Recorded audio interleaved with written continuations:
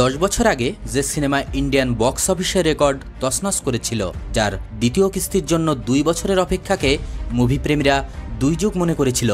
Box অফিসে 2000 কোটিরও বেশি ইনকাম করে ইতিহাস গড়েছিল বাহুবলী দ্য বিগিনিং আর বাহুবলী দ্য কনক্লুশন। আর এবার সেই রাজকীয় মহাকাব্যের তৃতীয় অধ্যায় বাহুবলী দ্য এপিক এর ট্রেইলার রিলিজ হয়েছে। বাহুবলী সিরিজের 2 পার্টকে একসাথে করে পরিচালক এস রাজামৌলি এবার আনছেন এই সিরিজের তৃতীয় কিস্তি বাহুবলী দ্য এপিক। আরও একটি 2000 কোটি বা তারও বেশি ইনকাম রেকর্ড দেখার জন্য প্রস্তুত হয়ে যান। কিন্তু যদি প্রশ্ন করেন আগের 2 মুভিই তো জোড়াতালি দিয়ে একটা বানানো হবে, তাহলে এই মুভি নিয়ে এত হাইপ কেন? এখানেই আসল চমক।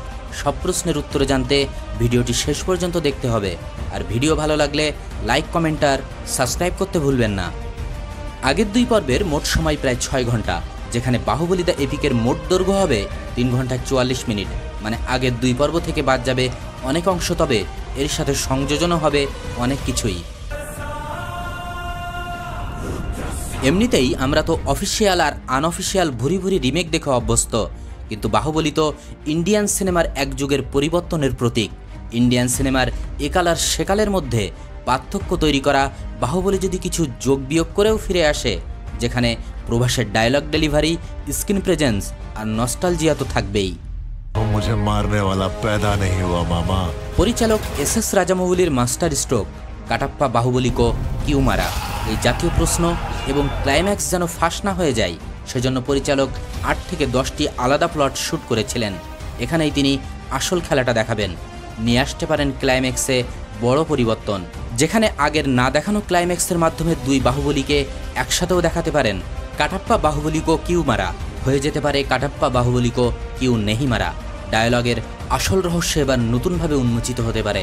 সেটা আজ করতে ট্রেলারে লেখা দুটি দেখতে পারেন। সব উত্তর জানতে অপেক্ষা করতে হবে 29 অক্টোবর অফিসিয়াল প্রিমিয়ারের তারিখ পর্যন্ত। বেশিরভাগ জায়গায় নতুন ভিএফএক্স ও কালার গ্রেডিং আপনাকে নতুন করে দেখার অনুভূতি দিবে।